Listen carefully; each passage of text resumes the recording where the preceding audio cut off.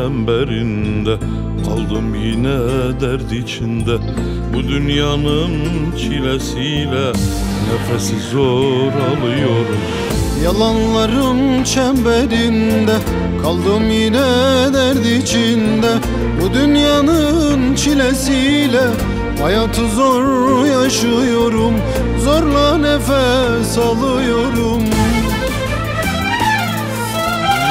Yüküm ağır taşıyorum, köşe bucak kaçıyorum.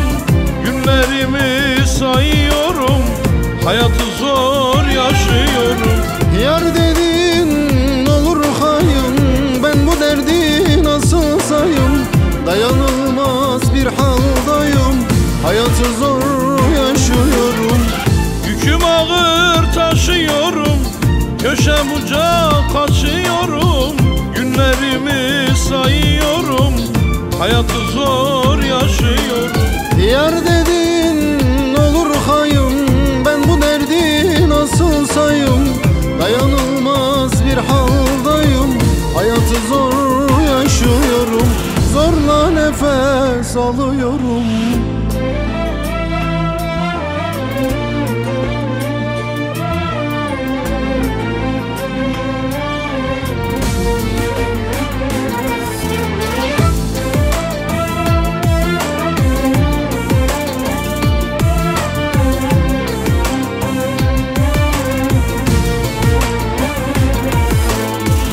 Güvenecek bir sırdaşım yok ki dostum, arkadaşım.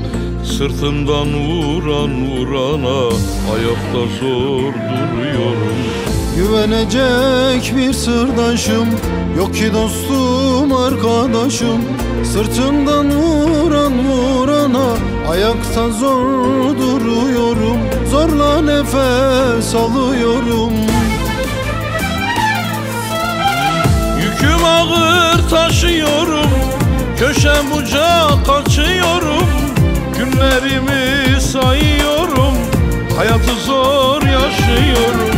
Yar dedin olur hayım, ben bu derdi nasıl sayım? Dayanılmaz bir haldayım, hayatı zor yaşıyorum.